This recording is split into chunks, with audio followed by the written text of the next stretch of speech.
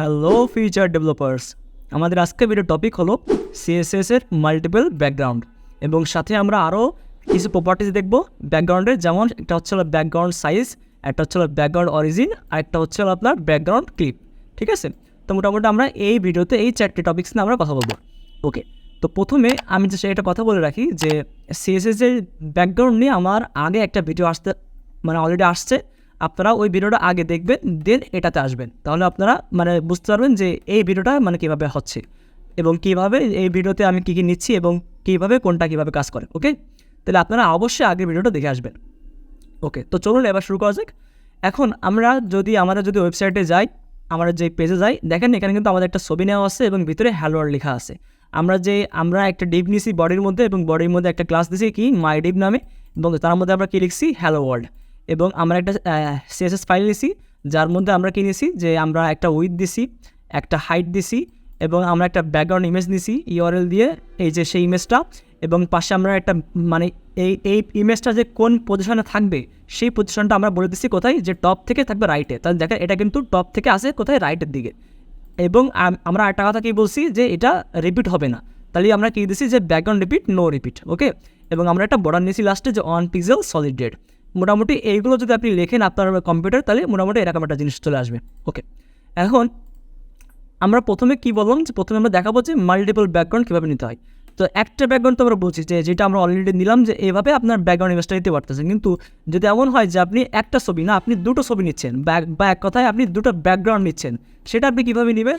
So সেইটা নেওয়ার জন্য অবশ্যই আপনাকে কী করতে হবে, অবশ্যই আপনাকে প্রথমে এই যে ব্যাকগ্রাউন্ড ইমেজ আছে, এখানে কিন্তু দেখেন কিন্তু একটা ইমেজ দেওয়া আছে যে URL প্যারেনথেসিস ডাবল কোটেশন, এর মধ্যে আমাদের একটা ইমেজের লিঙ্ক দেওয়া আছে। তো আপনার যদি দুটো ইমেজ দিতে হয়, তাহলে এই প্যারেনথেসিস যেখানে শেষ হয়েছে তারপর একটা কমা দিবেন, এবং কমা দিয়ে এখানে লিখবেন যে URL, এবং আবার দেবেন প্যারেনথেসিস এবং দেবেন ডাবল কোটেশন দিয়ে আপনার যে সেকেন্ড ইমেজ আছে আপনার লোকাল ফাইলে, সেখান থেকে একটা ইমেজ আপনি নিয়ে আসবেন।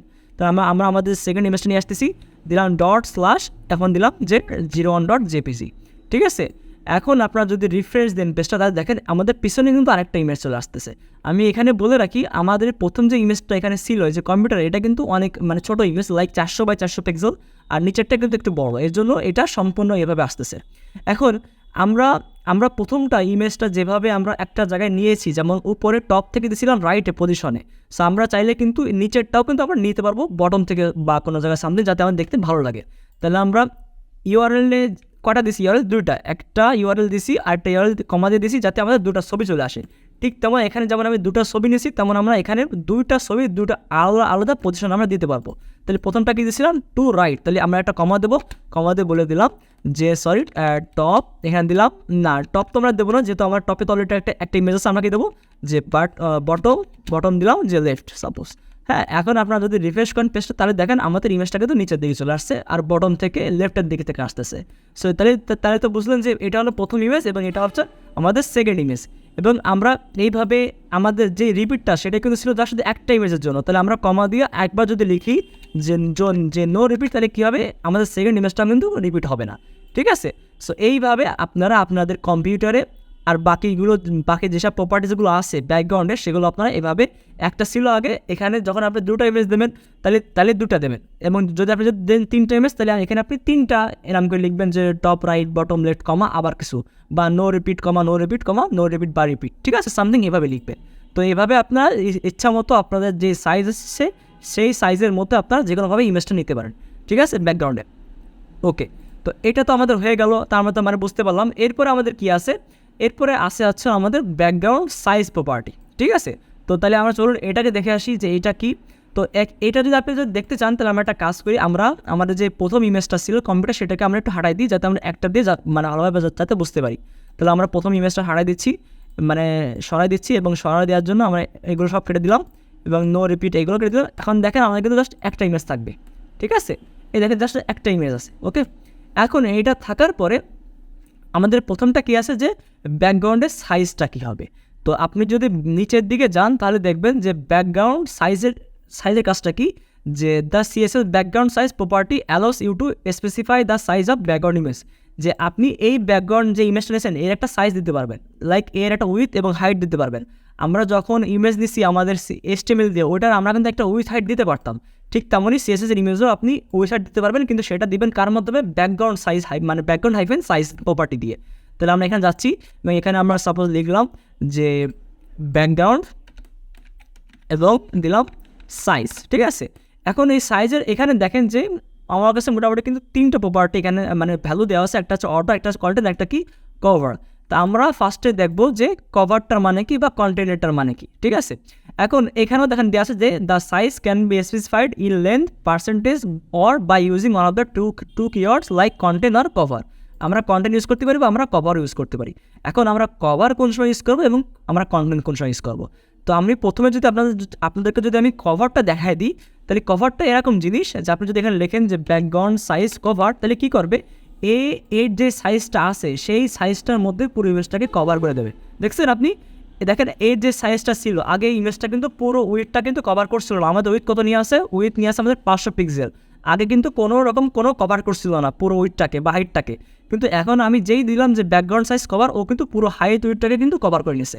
এখন এর একটা সমস্যা আছে কি, যে যখন আপনি দেবেন যে ব্যাকগ্রাউন্ড সাইজ কভার, তখন ও আপনার যে সাইজ সেই সাইজ অনুযায়ী পুরো ওর মধ্যে মানে চলে যাবে, ভালো কথা। কিন্তু এমন হয়তো বা হবে যে আপনার ইমেজের কোনো একটা অংশ কেটে গেছে। লাইক এখানে যদি আপনি খেয়াল করে দেখেন আমাদের যে ট্রেনটা ছিল সেটা কিন্তু এখন কিন্তু ভালোভাবে আসতেছে না। আমরা এটাকে যদি সরাই দিই, সাপোজ ধরেন দিলাম আগের মতো আমি এনে দিলাম, এখন দেখেন এখন কিন্তু ট্রেনটা কিন্তু আমাকে পুরো দেখাচ্ছে, বা ট্রেনের যে রাইট পাশে যে একটা অপশান ছিল সেটা কিন্তু পুরো দেখাচ্ছে। বাট যে আপনি এখানে ব্যাকগ্রাউন্ড সাইজ কভারটা দিবেন, দেখবেন যে ছবির কোনো না কোনো একটা অংশ কিন্তু কেটে যাবে, ঠিক আছে। সো এই একটা সমস্যা ব্যাকগ্রাউন্ড সাইজের কভারের, কিন্তু এটা আপনি ইউজ করতে পারেন আপনার ইসের মধ্যে। এখন একটা কী আছে, একটা আছে যে কন্টেইনের কাজটা কি, যে আপনার যে সাইজ থাকবে সেই সাইজের মধ্যে দেখেন কী রয়েছে, the content keyword scales the background image to B as large as possible.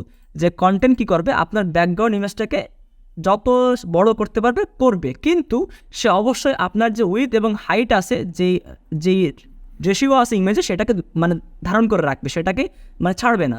আমি যদি আপনাদেরকে উদাহরণ দিই তাহলে আপনারা বুঝতে পারবেন। সাপোজ এখানে দিলাম যে আমি দিলাম যে কন্টেইন, ঠিক আছে। এখন আপনারা যদি এটাকে রিফ্রেশ করেন তাহলে দেখেন এটা কিন্তু কী আসতেছে, এটা কিন্তু বড় হচ্ছে না, ছোটো হচ্ছে না, ওর যে রেশিও ইমেজের রেশিও সেটাকে ও কিন্তু ধরে রাখছে, ঠিক আছে।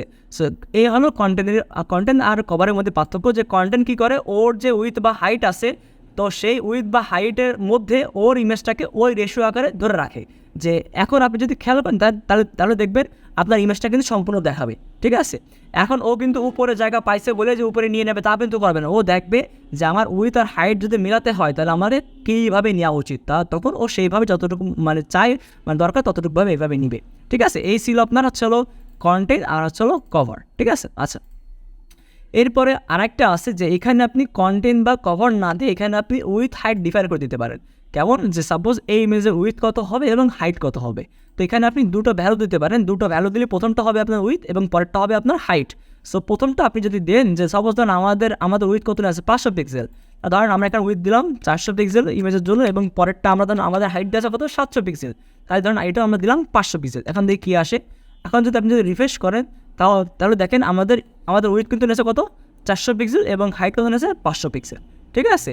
সো আপনারা এইভাবে একটা ইমেজের উইথ আর হাইট এইভাবে আপনি ডিফাইন করে দিতে পারেন, ঠিক আছে। এইভাবে আপনি যদি ডিফাইন করে দেন তাহলে আপনি মানে অটোমেটিক মানে বুঝতে পারবেন যে কীভাবে আপনার মানে এটা কাজ করতেছে, ঠিক আছে। আচ্ছা, এই ছিল মোটামুটি আমাদের ব্যাকগ্রাউন্ড সাইজের কাজ।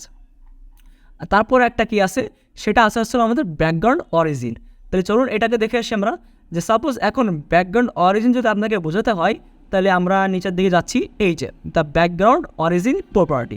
এখন এই ব্যাকগ্রাউন্ড অরিজিন প্রপার্টির মধ্যে আপনার 3টা ভ্যালু আছে। ব্যাকগ্রাউন্ড অরিজিন তো একটা প্রপার্টি, এই প্রপার্টির মধ্যে 3টা ভ্যালু আছে। একটা কি বর্ডার বক্স, একটা হচ্ছে আপনার প্যাডিং বক্স, আর একটা কি আপনার কন্টেন্ট বক্স। এই 3 রকম কাজ আছে। এখন সাপোজ তাহলে আমরা একটা কাজ করি, আমরা এখানে একটা ব্যাকগ্রাউন্ড অরিজিন নিই। এখন সাপোজ ধরেন এটাকে আমরা দিচ্ছি হচ্ছে হলো কভার দিলাম, আমরা এইভাবে আপাতত এখানে রাখলাম, এইভাবে রাখতেছি। তো আমরা একটা কাজ করি, আমরা একটা বর্ডার দিই, বর্ডার তো আমার অলরেডি দেওয়া আছে। সো বর্ডারের পিক্সেলটা আমরা একটু বাড়াই দিই, ধরেন সাপোজ দিলাম 10 পিক্সেল, সরি এখানে পিক্সেল দেওয়ার হয়ে গেছে, আমি এখানে দিলাম যে 10 পিক্সেল, হ্যাঁ। আমি এখানে বর্ডারটা দিয়ে দিচ্ছি এবং এখানে আমি দিলাম যে এই দেখেন আমাদের কিন্তু বর্ডারটা চলে আসতেছে। এবং এখন আমি একটা কাজ করি, এই ব্যাকগ্রাউন্ড যে অরিজিন সেটা বোঝানোর জন্য আপনাদেরকে আমি এই সলিডের জায়গায় দিলাম ডটেড, ঠিক আছে, এখানে দিলাম আমি ডটেড। এবং ডটেডটা দেওয়ার পরে আপনারা যদি দেখেন তাহলে এটা কিন্তু এইভাবে আসতেছে। তো এইটা এইভাবে আসার পরে আপনি একটা জিনিস খেয়াল করে দেখেন, আপনি যদি একটু খেয়াল করে দেখেন তাহলে দেখবেন কি যে আমাদের যে ইমেজটা সেটা কিন্তু এই যে বর্ডারে যেটা শুরু হয়েছে, এই যে ডট আছে, ডটগুলো আছে, এই ডটের নিচ থেকে কিন্তু শুরু হচ্ছে, ঠিক আছে। তা এটা কেন হচ্ছে? আবার দেখেন যখন এই ইমেজটা যখন আপনার শেষ হচ্ছে তখন কিন্তু বর্ডারের মুহূর্ত থেকে এটা কিন্তু শেষ হয়ে যাচ্ছে, এটা কিন্তু বর্ডারের সম্পূর্ণ জায়গা কিন্তু নিচ্ছে না, বা বর্ডার কিন্তু অতিক্রম করতেছে না, বা বর্ডারের মধ্যে কিন্তু এটাকে মানে চলে যাচ্ছে না। সো এটা কেন যাচ্ছে না? এটার কারণ হলো যে আমাদের background origin property. Background origin প্রপার্টির কাজটা কি, যে ব্যাকগ্রাউন্ড অরিজিন প্রপার্টি দিয়ে আমরা বলে দিতে পারি যে ব্যাকগ্রাউন্ড যে ইমেজটা সেটা কোন পজিশন থেকে স্টার্ট হবে। আমি আবার বলি যে ব্যাকগ্রাউন্ড অরিজিন প্রপার্টি দিয়ে আমরা এটা বলে দিতে পারি যে আমাদের যে ব্যাকগ্রাউন্ড ইমেজটা থাকবে এটা কোন পজিশন থেকে স্টার্ট হবে বা শুরু হবে, ঠিক আছে। এখন বাই ডিফল্ট আমরা যদি এখানে লিখি যে ব্যাকগ্রাউন্ড আপনার হলো ব্যাকগ্রাউন্ড অরিজিন, ঠিক আছে, আমরা যদি লিখি যে ব্যাকগ্রাউন্ড হাইফেন অরিজিন, তাহলে এখানে বাই ডিফল্ট যেটা আসে না এটার নাম হচ্ছে আপনার প্যাডিং বক্স। দেখেন এখানে কিন্তু লেখা আছে না প্যাডিং বক্স, এটা হলো সেই প্যাডিং বক্স যেটা থাকে ডিফল্ট। তাহলে সাপোজ ধরেন এখানে যদি আমরা যদি দিই যে প্যাডিং বক্স, তাহলে কী হবে, এটা কিন্তু আগের মধ্যে থাকবে, বিকজ এটা হচ্ছে বাই ডিফল্ট অলরেডি থাকে, ঠিক আছে। এরপরে কি আসে, এরপরে আসে হচ্ছে আপনার বর্ডার বক্স। এখন যদি আমি দিই বর্ডার বক্স, তাহলে এখন দেখেন এখন কী হবে, এই ইমেজটা কিন্তু বর্ডার থেকে শুরু হয়েছে। আপনারা কিন্তু মানে দেখতেছেন কিন্তু কি যেখানে কিন্তু এই ইমেজটা কিন্তু বর্ডার থেকে শুরু হয়েছে, এটা কিন্তু বর্ডার যেখানে শেষ সেখান থেকে তো শুরু হয়নি, এই ইমেজটা কিন্তু একদম পুরো বর্ডার যেখান থেকে নেছে একদম পুরো সেখান থেকে শুরু হয়েছে, ঠিক আছে। আমি যদি একটু জুম করে দিই তাহলে দেখেন, ঠিক আছে, একদম বর্ডারের যেই ডটেড বর্ডারগুলো আছে একদম সেখান থেকে এটা শুরু হয়েছে, ঠিক আছে। সো আপনি যদি ইউজ করেন বর্ডার বক্স, তাহলে আপনার ইমেজটা পজিশন হবে মানে কোন থেকে পজিশন হবে হচ্ছে আপনার বর্ডার থেকে শুরু হবে, এবং বর্ডারের মধ্যে যে দেখেন এটা শেষ হয়েছে। সো এটা হচ্ছে বর্ডার বক্সের জিনিস, ওকে। আর আরেকটা আছে সেটা হচ্ছে আপনার কন্টেন্ট বক্স, ঠিক আছে। আচ্ছা তার আগে একটু বলে নিই যে বর্ডার বক্সটা দিলে কি হবে, যে বর্ডার থেকে শুরু হবে, এবং প্যাডিং বক্সটা কি, যে বর্ডার যেখানে আপনার শেষ হয়েছে তারপরের থেকে আপনার প্যাডিং বক্সটা শুরু হয়। লাইক বর্ডার ধরেন আপনার এই যে ডটেড বর্ডারগুলো যেখান থেকে লাল যে মানে বর্ডারগুলো, ঠিক আছে, ডটেড বর্ডারগুলো যেখান থেকে শেষ হবে সেখান থেকে হলো আপনার প্যাডিং বক্স শুরু হবে। এই জন্য যখন আমরা দিচ্ছিলাম আপনার হলো প্যাডিং বক্স, তখন কী হচ্ছিল, অটোমেটিকলি ওই বর্ডারের শেষ থেকে তারপরে ওই ইমেজটা শুরু হচ্ছিল। দেখছেন এখন কিন্তু বর্ডারের শেষ থেকে ইমেজটা শুরু হচ্ছে, এবং বর্ডারের শেষ থেকে ইমেজটা মানে আপনার অফ হয়ে যাচ্ছে বলা যায়, ঠিক আছে। এরপরে কি আছে, এরপরে আসে হচ্ছিল আমাদের যে কন্টেন্ট বক্স। কন্টেন্ট বক্সের কাজ হচ্ছে যে আপনার কন্টেন্ট যেখান থেকে শুরু হয়েছে সেখান থেকে এটা শুরু হবে, ঠিক আছে। এখন সাপোজ ধরেন আমি একটা কাজ করতেছি, এখানে আমি লিখলাম যে কন্টেন্ট বক্স, এবং কন্টেন্ট বক্স দেওয়ার পরে আপনি দেখেন এটা কিন্তু এইভাবে শো করতেছে, ঠিক আছে। হ্যাঁ আচ্ছা, সো এখানে আপনাদের যে কন্টেন্ট বক্সটা বোঝানোর জন্য আমি একটা কাজ করি। এখন যদি একটু খেয়াল করে দেখেন প্যাডিং বক্সের মধ্যে আর কন্টেন্ট বক্সের মধ্যে কিন্তু কোনো পার্থক্য নাই, বিকজ আমাদের যে কন্টেন্টটা, আমাদের কন্টেন্ট বলতে কী বুঝি, কোনো একটা লেখা, সাপোজ কোনো একটা ডিভের মধ্যে যখন কোনো কিছু লেখা থাকে বা কোনো একটা এলিমেন্টের মধ্যে যখন কোনো কিছু লেখা থাকে তখন সেটাকে আমরা কন্টেন্ট বলি, এক কথায় এর মধ্যে যা থাকে। তো এর মধ্যে এখন কী আসে যে হ্যালো ওয়ার্ল্ড। এখন হ্যালো ওয়ার্ল্ডটা কিন্তু বড় নিচ থেকে শুরু হয়েছে বলে আমাদের কাছে মনে হচ্ছে যে প্যাডিং বক্স আর কন্টেন্ট বক্স সেম। আমি একটা কাজ করি যে এই যে হ্যালো ওয়ার্ল্ড এটাকে আমি একটু নিচে নামাই নিচ্ছি, তাহলে আমরা কী দেবো, এখানে আমরা উপরে গেলাম এবং এখানে আমরা লিখলাম যে প্যাডিং টপ দিলে কী হবে, আমি দিলাম যে 20 পিক্সেল, তাহলে কী হবে যে আমাদের লেখাটা কিন্তু একটু নিচের দিকে চলে আসবে। এখন দেখেন খেয়াল করে আমাদের লেখাটা দেখেন যে একটু নিচে চলে আসছে, কিন্তু আমাদের ইমেজটাও কিন্তু চলে আসছে কোথায়, এই লেখা থেকে শুরু হয়েছে, ঠিক আছে। সো এইটাকে বলা হচ্ছে কন্টেন্ট বক্স, যে আপনার লেখা যেখান থেকে শুরু হবে সেখান থেকে আপনার ইমেজটাও শুরু হবে, বা মানে আপনার যে ব্যাকগ্রাউন্ড যে অরিজিনাল যে ইমেজটা দেওয়া আছে সেই ইমেজটা সেখান থেকে শুরু হবে। আর এখন আমি যদি এখানে যদি দিই যে প্যাডিং বক্স, তাহলে আপনারা বুঝতে পারবেন যে এর পার্থক্যটা কী। দেখেন প্যাডিং বক্স দিলাম, এখন আমি যদি রিফ্রেশ করি তাহলে দেখেন এটা কিন্তু উপর থেকেই শো করতেছে যেখান থেকে বর্ডারটা শেষ হয়েছে। বাট আমি যদি আগের মতো এখানে এনে দিই কী দিব, কন্টেন্ট বক্স, তাহলে কী হবে, আমাদের যা লেখা যেখান থেকে বা আমাদের কন্টেন্ট যেখান থেকে শুরু হয়েছে সেখান থেকে এই ইমেজটা শুরু হবে, ঠিক আছে। সো এটা ছিল আপনার হলো ব্যাকগ্রাউন্ড অরিজিনের কাজ, ঠিক আছে। তো এরপরে আমাদের আরেকটা প্রপার্টি আছে, সেটা হচ্ছে আপনার ব্যাকগ্রাউন্ড ক্লিপ। এখন ব্যাকগ্রাউন্ড অরিজিন আর ব্যাকগ্রাউন্ড ক্লিপের মধ্যে একটাই জাস্ট পার্থক্য, যে ব্যাকগ্রাউন্ড অরিজিনে আপনি একটা ইমেজ ইউজ করেন, ঠিক আছে, কিন্তু ব্যাকগ্রাউন্ড যখন আপনি ইউজ করবেন যে আপনার ক্লিপ, তখন এখানে আপনি জাস্ট একটা কালার ইউজ করেন। কালার বলতে গেলে রেড হতে পারে বা যে কোনো ধরনের কালার হতে পারে, রেড, ব্লু, গ্রিন, হ্যাঁ, আপনি যে কোনো ধরনের কালার ইউজ করতে পারেন। তো আমরা কী বললাম যে ব্যাকগ্রাউন্ড অরিজিনে আপনার একটা ব্যাকগ্রাউন্ড মানে আপনার একটা ইমেজ ইউজ হয় এবং ব্যাকগ্রাউন্ড ক্লিপে আপনার একটা কালার ইউজ হয়। তো চলুন আমরা একটু দেখে আসি। তো এখানে সাপোজ আমাদের ছিল তো একটা ইমেজ, তাহলে আমরা ইমেজটা একটু বাদ দিচ্ছি, ইমেজের এইসব সব জিনিস আমরা একটু বাদ দিই এবং বাদ দিয়ে এখানে আমরা নিলাম যে ব্যাকগ্রাউন্ড কালার দিলাম যে রেড, ঠিক আছে, এবং এটা আমি এখান থেকে কেটে দিচ্ছি। এখন যদি আপনি একটু খেয়াল করেন তাহলে দেখবেন এটা কিন্তু পুরো এভাবে পাচ্ছে। এখন আমাদের রেড দেওয়া উচিত হয়নি, বিকজ আমাদের তো আচ্ছা আমাদের বর্ডারটা তো চলে গেছে। সো আমরা বর্ডারটা একটু নিয়ে আসি। আচ্ছা বর্ডারটা আমরা বাদ দিয়ে দেবো না। সো বর্ডারটা বাদে আমরা সবগুলো কেটে দিচ্ছি, এই যে, এবং এটা আমরা কেটে দিলাম।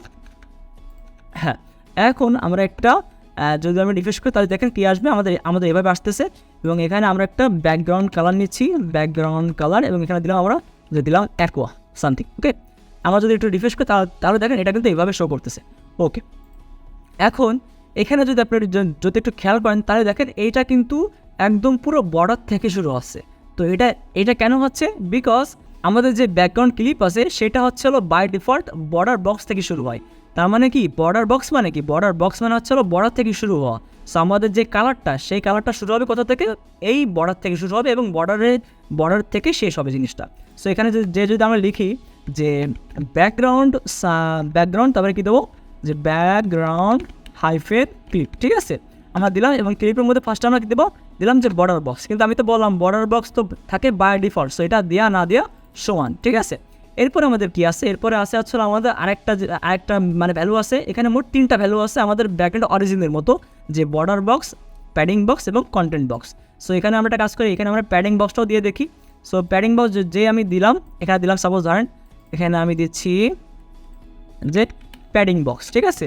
এখন আমি এখানে দিলাম, এখন দেখেন এটা কিন্তু আমাদের বর্ডার যেখানে শেষ হয়েছে তারপর থেকে এটা কিন্তু শুরু হচ্ছে। সো এটা হলো আপনার প্যাডিং বক্স, যেটা আমরা অলরেডি মানে দেখছি বা জানি অলরেডি।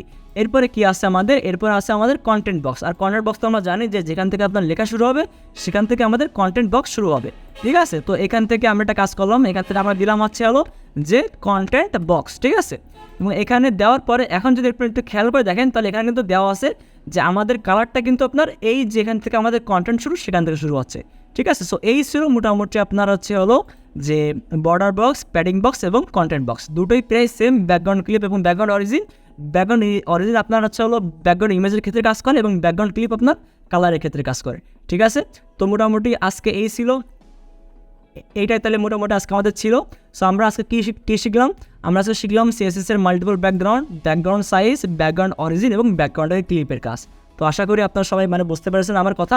সো পরে ভিডিওতে ইনশাআল্লাহ দেখা হবে। তো আজকে এই পর্যন্ত থাক, আল্লাহ হাফেজ।